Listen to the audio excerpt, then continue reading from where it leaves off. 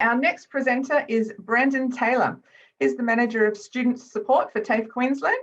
He's worked in the vet sector as a teacher, disability officer and manager for 16 years, as well as managing a multidisciplinary team of counsellors, accessibility, Indigenous and international student welfare officers.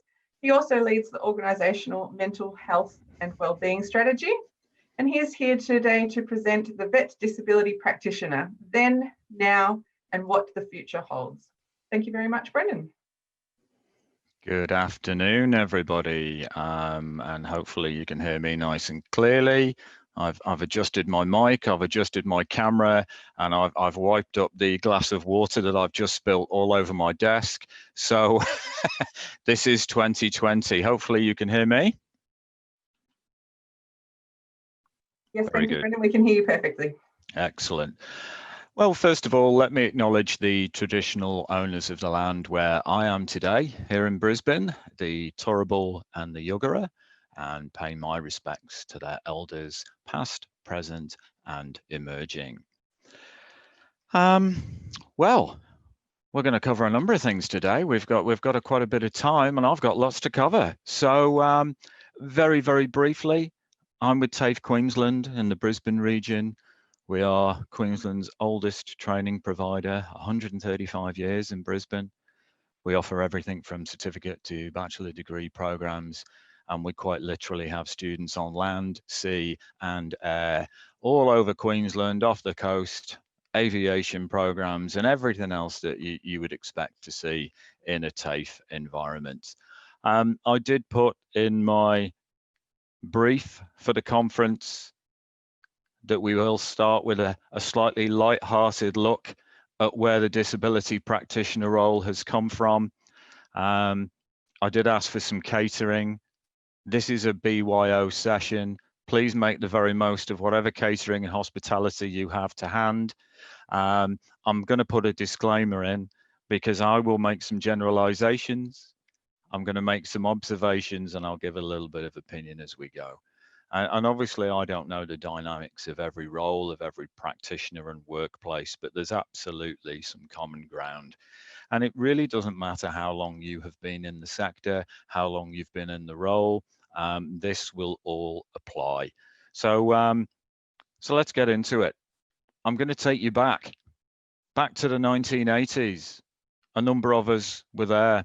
Many of you were disability practitioners, and the domain of a practitioner back in the day was very much to do with, is this building accessible? Are the rooms accessible? Many of our buildings did not have lifts. Height adjustable desks were the technology. We often saw a lot of programs that were very much for students with disability. The language was different. And we had a number of things like life skills courses. We did not have common use of the autism spectrum. It wasn't common in our roles, and maybe we saw some students with dyslexia. You could be absolutely sure that if a student came to your campus who had a physical disability or a sensory disability, they were told, you need to see the disability officer. You must talk to the disability officer. And it was the culture at the time. And dare I say it, there was also a budget. There's always been a budget. Now, for those of you, feel free to comment as we go through chat. You can put that out to everyone. But to help frame what we were all doing in the 1980s, because there was wonderful fashion, there was fantastic music. And many of you were guilty of watching the TV during the 80s. It started with Sons and Daughters, a brand new TV drama. A couple of years later, it was followed by the comings and goings of A Country Practice. And in the late 80s, we got the beautiful people of Home and Away. And, you know, as you can probably tell from my accent, I do come from the UK, and I can't mention the 1980s without referencing what I can only describe as a wedding of royal proportions, because millions and millions of people in the UK were on the edge of their seats waiting to see the wedding of the century and the bride arrive at the church. And of course, I'm talking about the marriage of Scott and Charlene in Neighbours. This was huge. 20 million of us watched this in the UK. Quite a few of you guys did as well. That's where we were. That's what we were doing. In the end of the 1980s, in June 1989, Australia actually joined the global internet, and a connection was made by the guys at the University of Melbourne. So if there are any of those guys online, guess what? You were some of the first. As we moved into the 90s, we got something called the Disability Discrimination Act. And we started to hear some new terminology, such as the World Wide Web. We also had lots of computers, huge hulking great big monitors and towers in our offices, in our classrooms. They were not connected to the internet. And it was really in the early 90s that globally we saw this first emergence and very significant growth of the web. It started predominantly in the United States of America. And you saw people surfing the web, this brand new thing, and sending email from their homes. And large scale access in Australia and many other countries really happened towards the late 90s. And this sat alongside huge developments in both processor speeds, hardware, software, and very importantly for a lot of our clients, significant advances in screen displays and resolution. Now, where am I going with all of this? Well, in the 90s, we got some of the very first versions of assistive technology that we know today. The very early versions of Zoom Text, the very early versions of speech recognition software. And if anybody has complained recently about speech recognition software, take them back a few years, because you actually had to learn to speak completely differently in order to work with this software. And practitioners had CD-ROMs with this software and would go to IT and ask for it to be installed on a particular machine. How times have changed. Many of you had a desktop computer like this, and you had a box that clipped on the front of the screen because you had students who struggled with the screen resolution and the flickering, and it was the domain of the disability practitioner to allocate these around the campuses. These are the kind of things that we were doing. And you might remember that through the 80s and 90s, there was a wonderful term called the paperless office. I might come back to that shortly. Does anybody remember this in 1999? We were all very, very excited because it was the end of the 90s. It was the end of the century, and we were going to click into the year 2000. But hang on, we had the Y2K bug. An absolute crisis was looming. Our systems would fail. Believe it or not, hundreds of millions of dollars were spent by governments, agencies, and departments around the world to test if systems would click from 1999 to 2000. On a personal level, we did not know if our video recorders would work at home. We did not know if our digital radio alarm clocks would work. And honestly, people were scared and worried, would planes still be able to fly on New Year's Day? These were very, very real conversations. So this brings us into the 2000s. Very exciting times in Australia. And of course, for those of you that will remember this, Cathy Freeman lit the Olympic flame. She went on to win gold. How good. We should remember these significant events because most of our students today won't. They weren't around. Over half of our students today had not been born at this time. Those who had were very much at kindy. So as practitioners, what were we doing? Love the comments. Well, guess what? At the turn of the century, physical access issues for campuses was still very much the domain of the disability practitioner. We were seeing more students with dyslexia. We were now starting to see a lot more students with something called Asperger's, high functioning. We were seeing more of the terminology ADD, ADHD, and wonderful things such as PDD-NOS, pervasive developmental disorder not otherwise specified. What a phenomenal diagnosis for a young person to have. Absolutely incredible. If we move into the early 2000s, a huge body of work commenced because the DSM, those of you that know the Diagnostic Statistical Manual, we had the DSM-4, and a body of work commenced to identify the research to revise what would essentially become the DSM-5. But remember, at this time, a mass expansion of the internet. So rather than a relatively small working group identifying what is it that we should focus on, all of a sudden you had thousands and thousands of people around the world connected like never before. There were hundreds and thousands of journal articles, white papers, and it meant that this body of work all of a sudden became enormous and took many, many years. 2004, a lovely thing launched called the Facebook. And apparently today, there are 2.7 billion active users. They dropped the, and it became Facebook. Depending on how you use it, I sometimes call it face ache. Just a personal opinion. The year later, we got something called the Disability Standards for Education. So that came into being.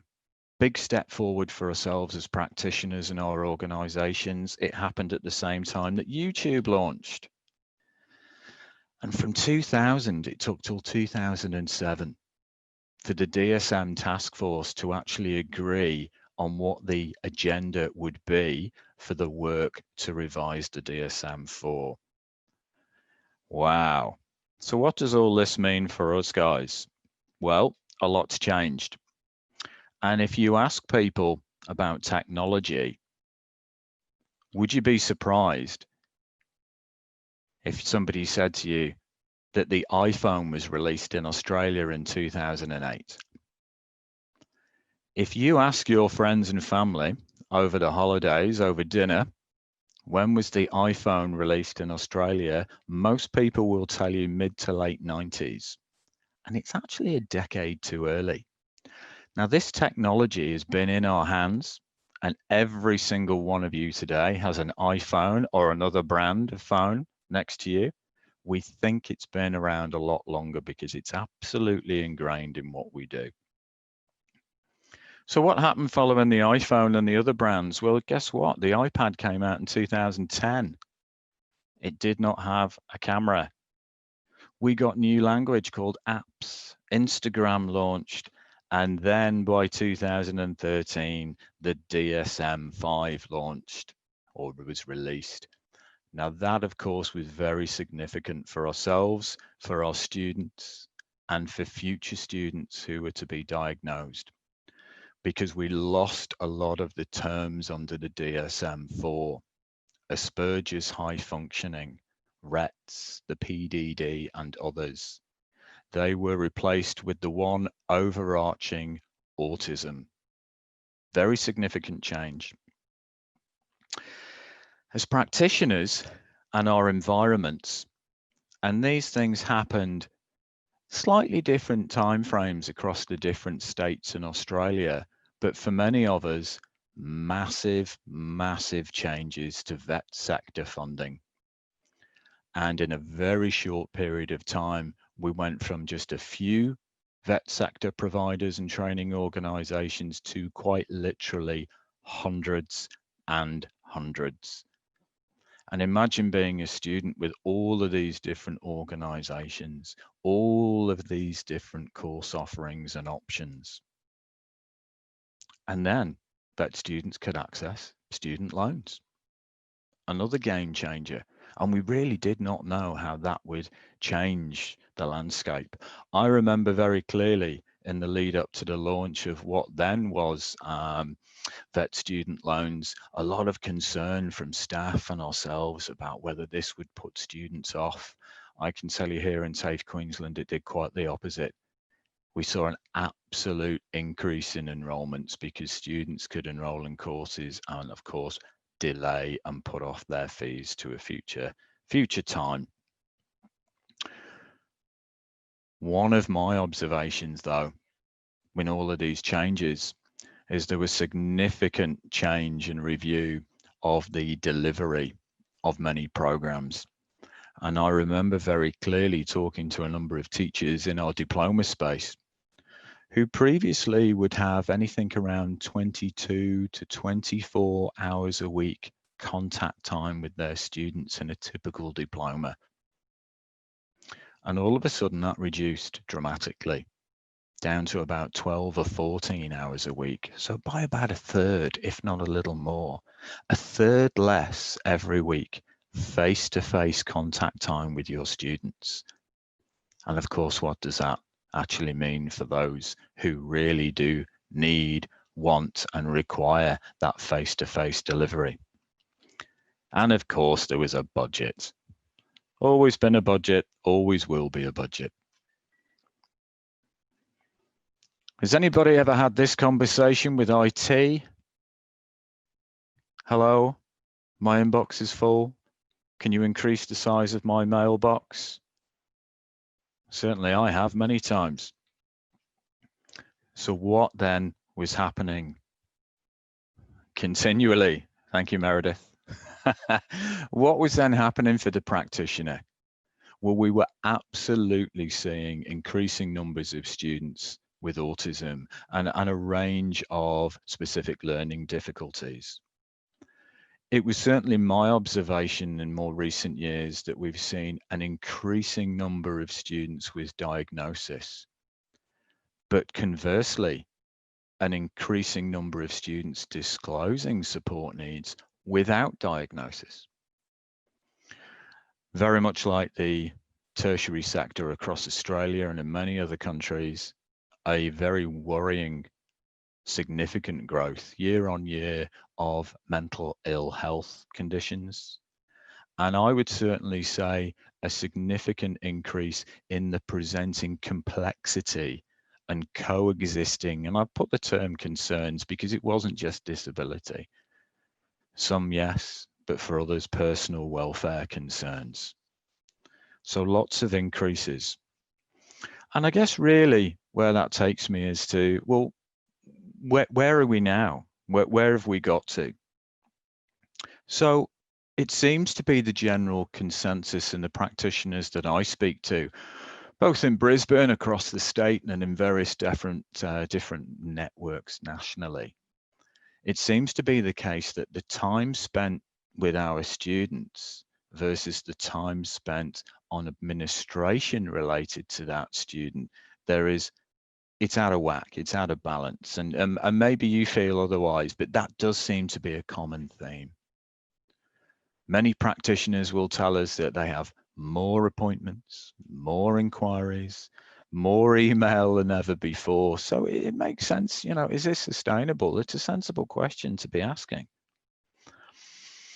And we know, and we say this as practitioners, that the number of clients or appointments in a disability practitioner role is not actually reflective of the work that's required for a whole host of different reasons, but for all the support needs, all the backgrounds, the varying abilities, and simple confidence at the start of a study program. We should also think about how student, and I've put in here student and parent, because I know a lot of disability practitioners in vet do have a lot of meetings with parents and advocates, but a lot of student and parent expectations that have changed. And let me just reaffirm, this is about the perspective of the disability practitioner looking out. Now, I've certainly had conversations with people, even now as a student support team manager. There seems to be a sense of, okay, can you just fix this? And I don't know if other people get that, but it seems to be something that I see. And it then seems to lead quite quickly into a series of demands and challenges on a very personal level that challenge the integrity of the practitioner within the organization. And these are comments that I've heard said to me this year. Why doesn't your organization do this? Your organization should do this.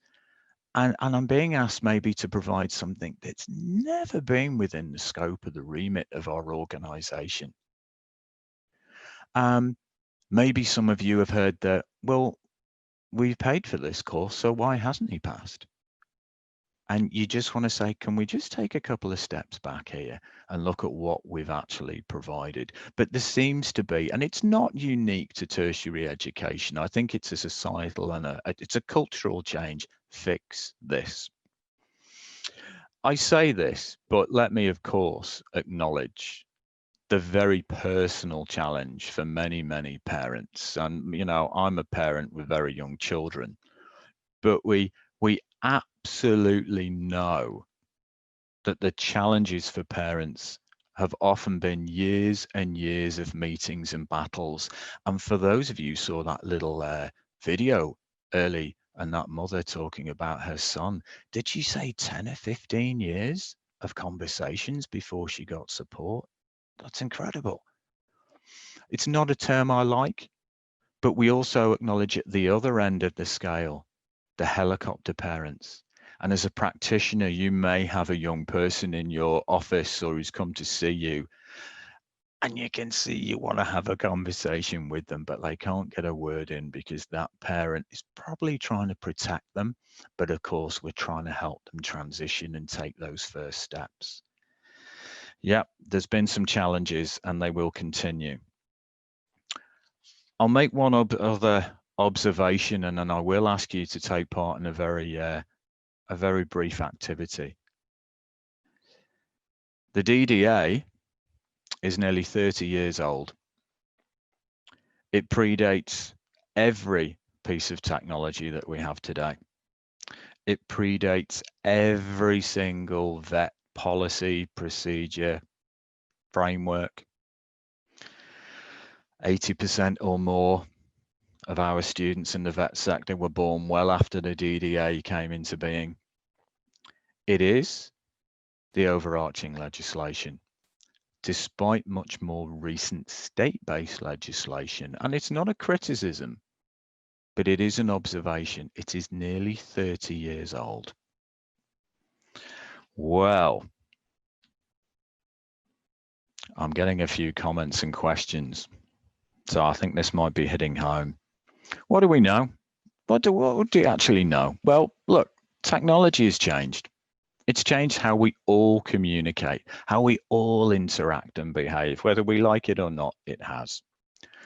Disability practitioners will tell you they have far too many emails. I don't think we've achieved a paperless office. We've just gained another form of communication. But we must remember that our educators and teachers are also flooded with emails. And they've got all their faculty and training priorities that they must attend to first. They are absolutely busy, busy people. We know that the pace of change in our lives, boy, oh boy, it's rapid. I see no reason why that won't continue. Worryingly, mental ill health is increasing across our society. It's a global concern. And as a manager, I have to tell you, there'll always be a budget. Blimey, how are we all feeling? I should probably ask, are we all okay? How are we going at the moment? I see a few of you are intrigued to know where this story's going. There's going to be some positive news, guys. There really is. So look, I want to introduce you to someone. I want to introduce you to who I believe is a disability practitioner. Here she is in her office. Do you like what I've done there? Look at all the hats she's wearing. I'm going to presume That is somebody from finance, making sure she's got the right requisition and procurement forms, using the correct cost center. I'm going to presume that's somebody from facilities, making sure that she's doing this in the appropriate way. Look how calm she is. Guys, I'm going to take a pause. I would like you quite quickly to use the chat. I want you to put the chat to everyone. There's a little drop-down menu in chat. I would like you to share what you think are the skills, the attributes, the qualities, the characteristics of a vet disability practitioner. And can I say there's a number of people recognizing the hat wearing. There's a few people suggesting it's actually them. Could you please now share in chat to everyone, what are the skills, the attributes, the qualities and characteristics of a disability practitioner in the vet sector? And I'm going to give you a minute to do that.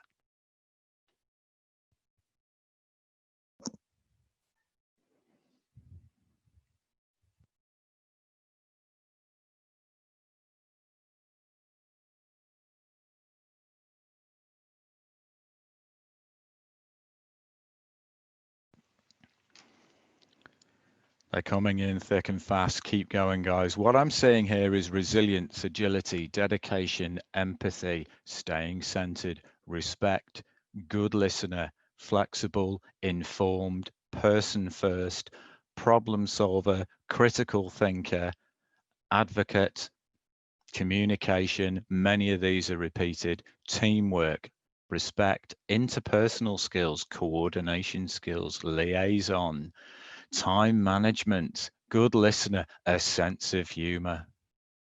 Oh, they're flying in. Tenacity, compassion, fixer, counselor, psychologist, support worker, partner, listener, boundaries. Wow. Collaborator, juggler, the ability to work through many different situations, ability to state your case, lateral thinker, empathy, professional, and many, many others. Yeah, friend, commitment, mother, listener, promoter, influencer, crisis manager. Okay, we've got an enormous, and yeah, please keep them coming. Does what's best in the interest of the client. Innovative, got to think outside the box. And hopefully what you can see there is actually an incredible skill set, an incredible list of characteristics and qualities. It took a while for someone to say admin skills. Thank you, Tina. You must have forgotten about that because you were all looking at me. Oh, wow. Prepares for disappointments. Ability to streamline processes. Guardians of privacy. Mediator, advocates, champions. Look, please keep adding them. Keep adding them in. I'm going to come back to all of these skills and qualities very shortly. I think we're about halfway through the session if I've got this right, maybe a little more. So we're going to come back to our multiple hat wearing disability officer. And look at that, they're flying through. Networking skills, champions again. Excellent. All right. There's a couple of other things that I want to touch on as we move forward, because I think these are really important. Gen Z. Gen Z were born between 97 and 2012. They are between 9 years of age and 23 years of age. So if you think about that up to 23, it's about 50%, certainly of the students in my organization, and probably about 50% up to 23 of all vet students, more or less.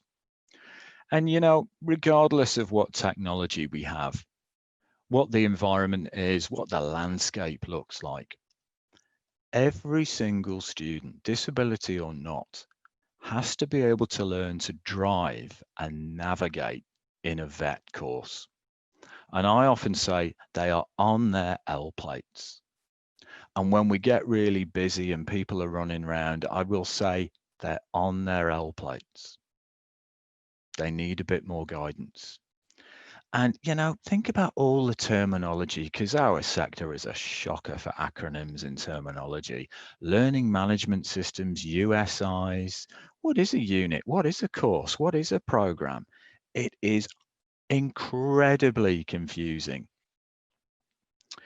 And, I think as organizations, we do tend to overlook the basics sometimes of how to study. And when I say basics, I mean real basics.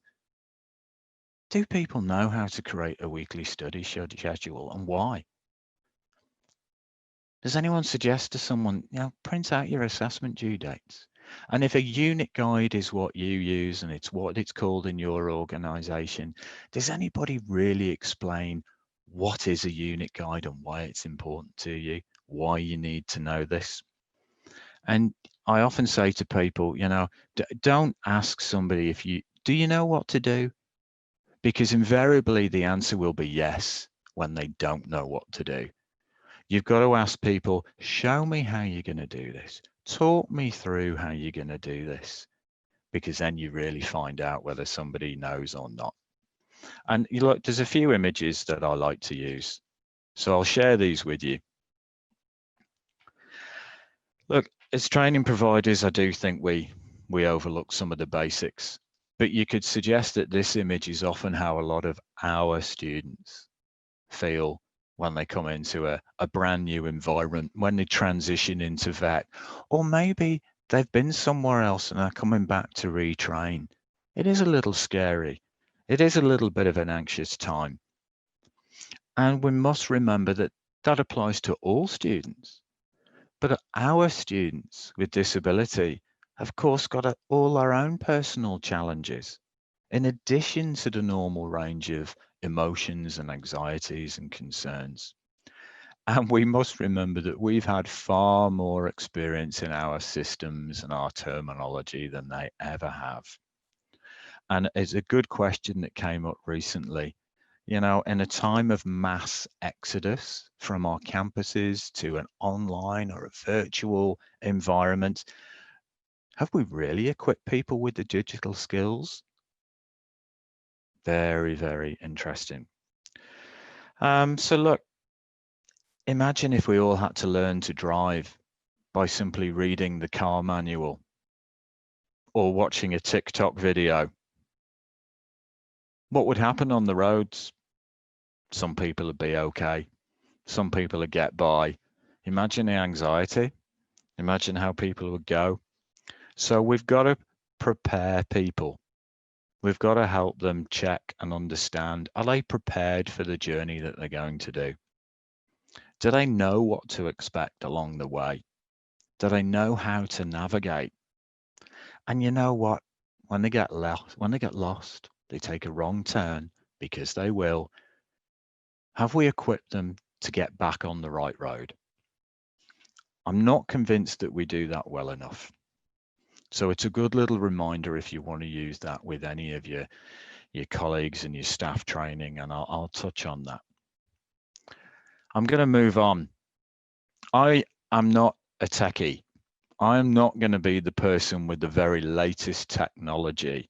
And if IT here could hear me say that, they would laugh and agree. There's nearly 5 million apps available.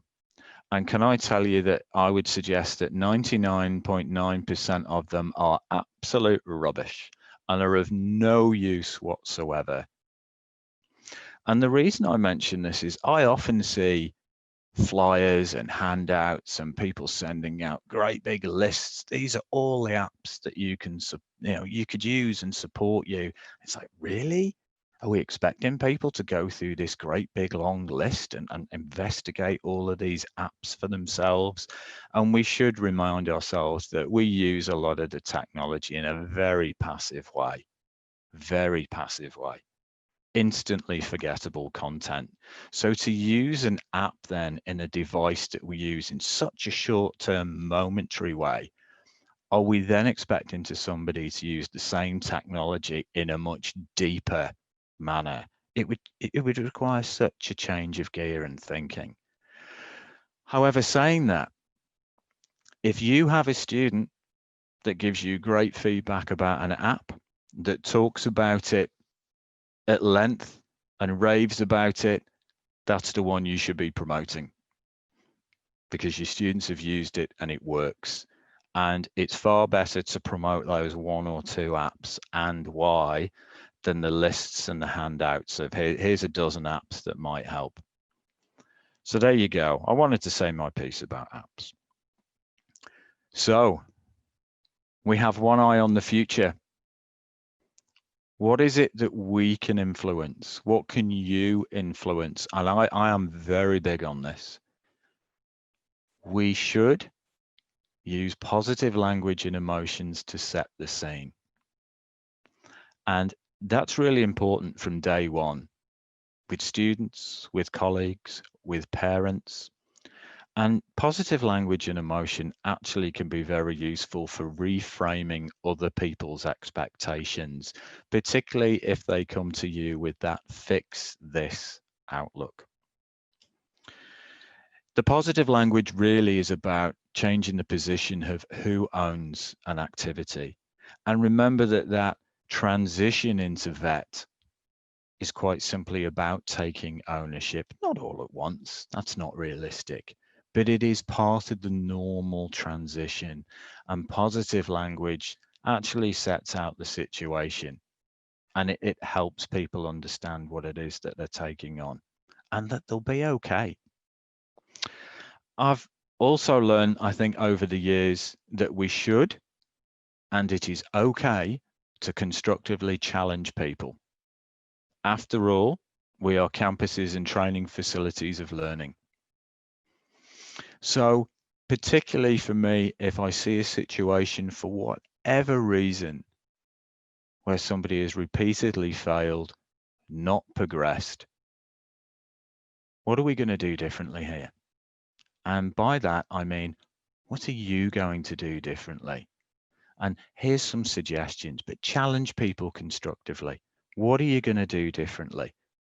And we have to provide practical examples. We must do that. We simply must show people this is what a successful student does. Or in this course, this is what a successful student does. And again, that's sometimes not always just about the student, but about the support, the other stakeholders. Because frankly, if you present success, it is actually very difficult for people to refuse. So there's the language and how we can influence and use that positive language. This is one that I was humming and hawing about whether to touch on this, but I've included it because it's something that does come up. I'm going to suggest that some of you unintentionally might be a little bit quick to apologize for the things that actually were not within your control or remit to start with. I absolutely acknowledge that some of our students have had a fairly lousy journey before they came to us or to your provider for whatever reasons. And we should be empathetic. We should acknowledge. But I often hear people apologize for things that actually were nowhere in their control and before our time. And I do think that sets up and reinforces what an awful time that somebody has had. Acknowledge, be empathetic, right, here you are now. This is what we're going to do, and shape it with our positive language. And I'm going to give an example here about positive language in a slightly different way, because it's been a long year. Everybody's commented.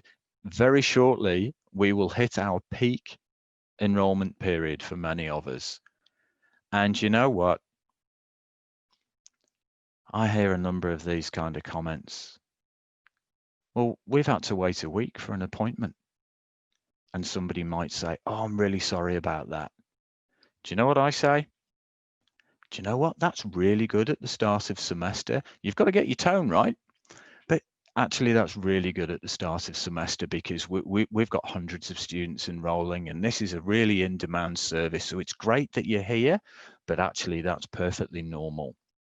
And it's important that you do that because you don't want people to get a sense of, oh, isn't this wrong, before they've even commenced. And you must use your positive language to do that. And I don't know about you guys, but behind me here in Brisbane, we have a wealth of community agencies and services for disability, for mental health, for the NDIS, you name it. We've got lots. Some of these guys have got wait times of months. Now, we might not like that, but it's actually realistic.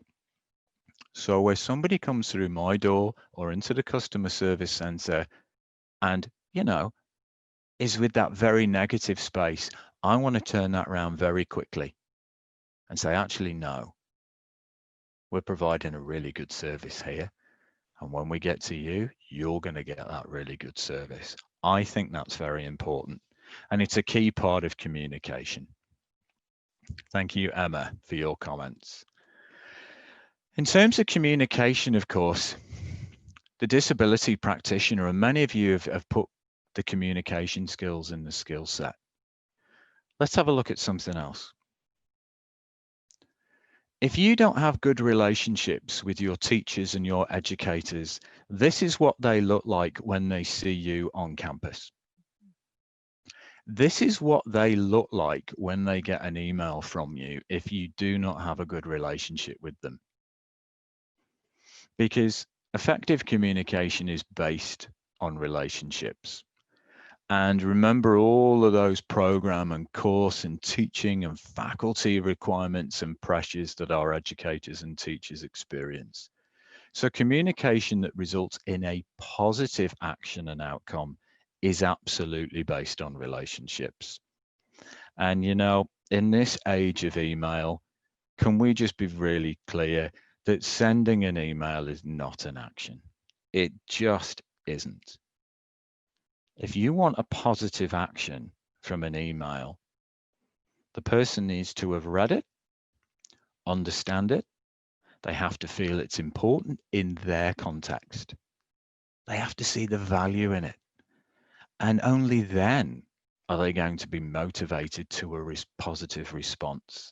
And only then can you honestly say that an email has been actioned. So the communication and the relationships with your educators and trainers, you have got to put the time and energy into that. So invest time in those relationships. Spend time getting to know your teachers. If at all possible, do it face to face. Obviously, we can't do that in all instances for a variety of reasons. But get to know them. Have a conversation with them. That is not about disability support. That is not about a new intake of students. Talk to them about their programs, the exhibitions, the excursions, because this is their passion. This is why they teach. And you will get so much more as a disability practitioner from those relationships than just an email alone. It is an absolute reality. And then we must think about, what else can we invest our time into getting better returns? And I tell you now, disability practitioners have a role to play in organizational culture that belongs not just in the disability support office. It's got to be across the organization because quite frankly, that will lead to greater returns for our students.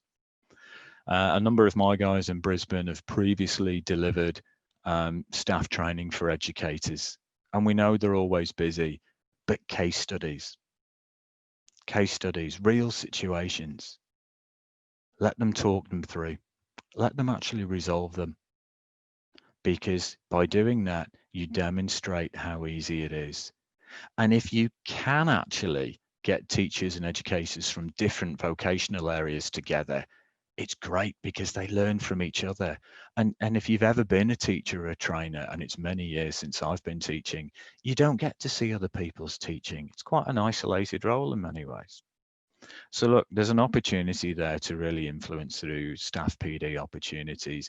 If you can go to the occasional faculty meeting, and again, not necessarily about yourself, but what are the challenges, what are demands, what's happening in that area. Going to team meetings as well is also a great opportunity to bust a few myths. I have worked with people for years in different parts of the business, and occasionally they'll say something to me about student support, and I'm like, we haven't done that for years. They don't know. So bust a few myths, and you'll only do it by getting out and about and talking to people. So look, positive and open, and of course, inclusive language is really important because people are worried about saying the wrong thing, about, is this discrimination? And it doesn't just apply to disability, and we're seeing it particularly to do with mental health or mental ill health. People are concerned of saying and doing the wrong thing. And if we don't foster that environment of positive language and ourselves being out there and approachable, they'll actually just continue to, to shy away. So, wow, we've got a lot to do, haven't we? I'm not going to read through this next slide, but I will ask the question why you should actively, and I'm probably going to say proactively, look after yourself. Nearly 20 years ago, the World Health Organization predicted that depressive disorders would rank second only to heart disease by 2020. We won't get the stats for that for a few years yet, but worryingly, we're probably well on the way. Yet, you know what? Despite the nature of some mental health illnesses, the recovery rates and the return to well-being are actually very good for those who access support. So, why you should actively look after yourself. As practitioners, you will support students with complex and coexisting disabilities and quite likely mental ill health. And you put it in your skill set. You are the advocates, the mediators, the listeners. Isn't it amazing how much some of your students actually disclose to you about their lives and their home situations and their backgrounds and histories? And you know what? That level of trust is a wonderful, wonderful compliment to a practitioner. You must position your mental health and well-being in the same way as your physical health. You must. You should have the opportunity to debrief, and debrief can be very informal. And it means getting away from your desk occasionally. If you are in an organization that has an employee assistance program, that's a very good thing. Please refamiliarize yourself with it if you haven't done so for a number of years, because they have changed and they're changing to the needs of mental health in the workplace in many different industries. And I am going to now tell you categorically, if mental health training is not in your recent experience as a practitioner, it must be, it needs to be, and I will tell you categorically that you need to take that as an action. Please do, because it's going to be a significant part of your day-to-day work if it is not already. All right, how are we doing for time, guys? We've got about 10 minutes, something like that. I think so. Yes, Brendan, 11 minutes. 11 minutes. Oh, look at that. I've got extra. That's great. My observation over many years is that, well, let me show you. Here's a picture of a disability practitioner celebrating and highlighting their successes in the workplace. There they are. They're always at the back of the picture, if indeed they're in the picture, and they'll always say something along the lines of, oh, you know what, I'm only doing my job. let me talk to this. You must tell people what is working well in your area and flag that with your manager and your senior leadership. You must highlight and share the good news stories and successes and use whatever mediums you've got to do that in your organization. You must raise the awareness and the understanding of what you and your team do, and you must bust a few myths. And if you're not convinced, let me give you another reason why.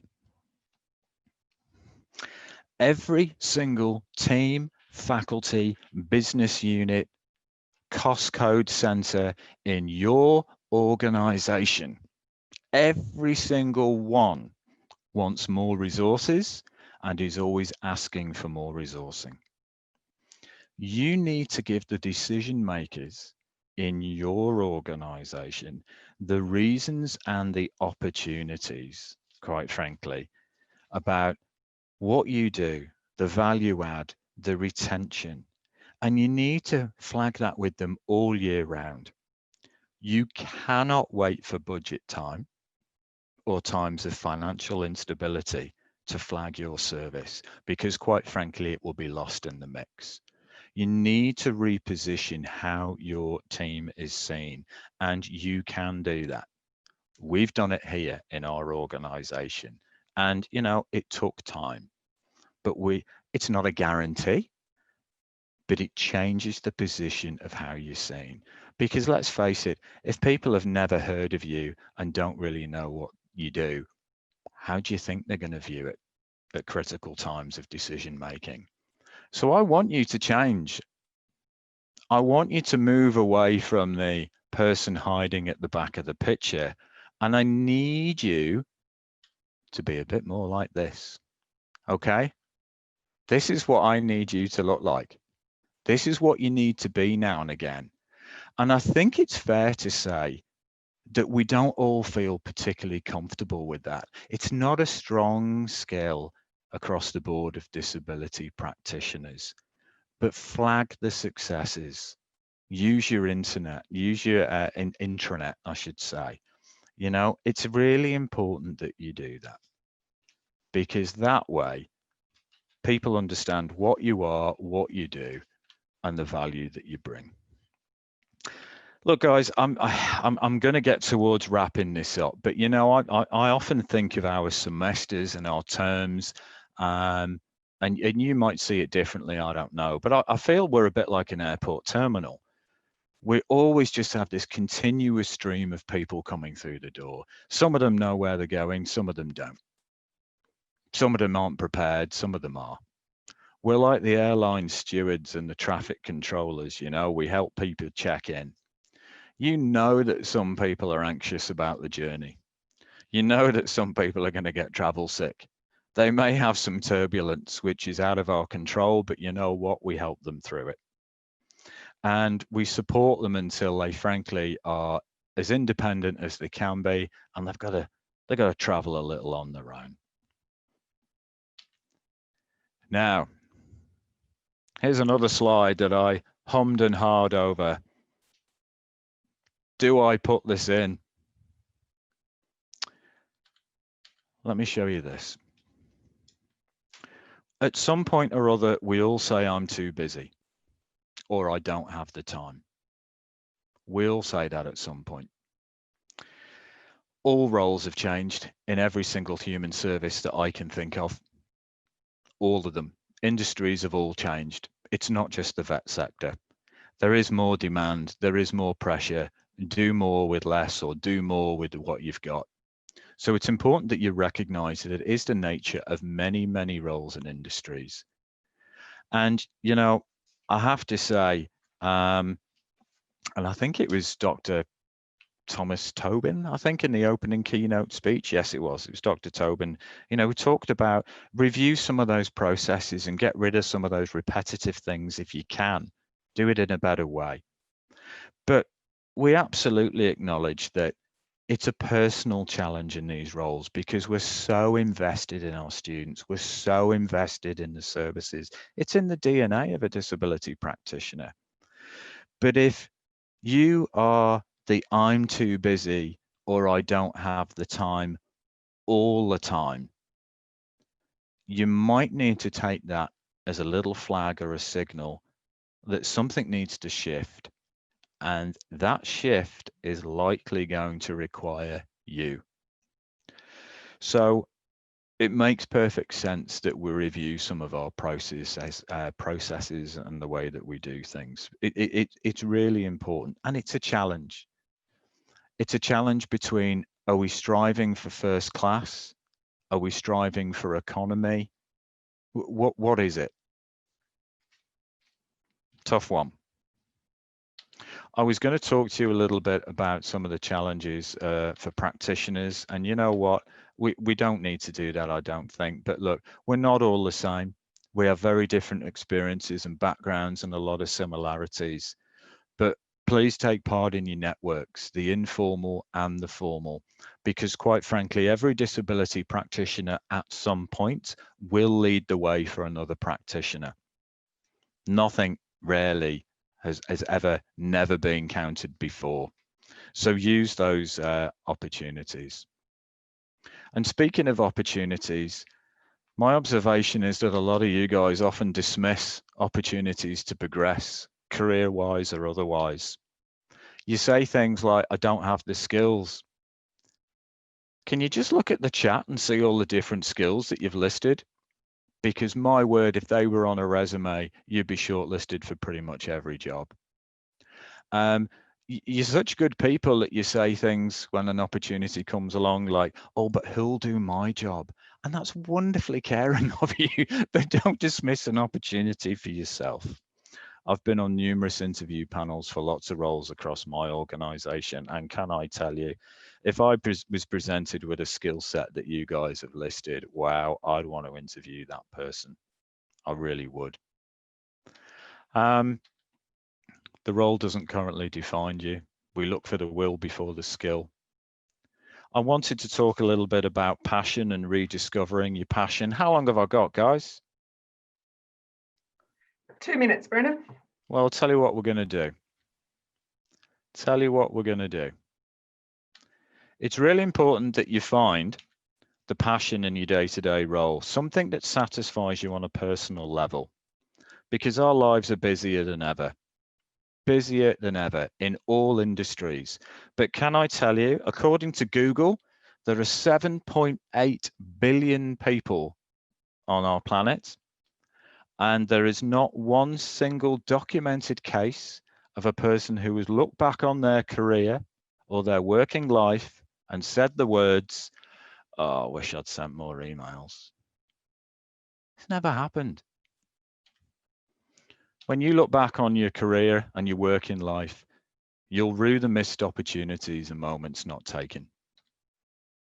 What you'll remember are the standout moments with a smile when you did something a little different. I don't mean a sea change and up sticks and move to a different country. The little things that satisfied you on a personal level. And you must find that within your job. You must find that, whatever it is. So I'm going to ask you, what's going to be your takeaway for the next 12 months? You really should be thinking about what you're going to do to support your mental health and well-being. But I'm going to say to you, what would you like to achieve? Is it something for yourself?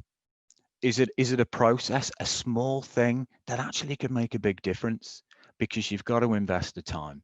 Is it about your role? Is it going to be about the students or the teachers?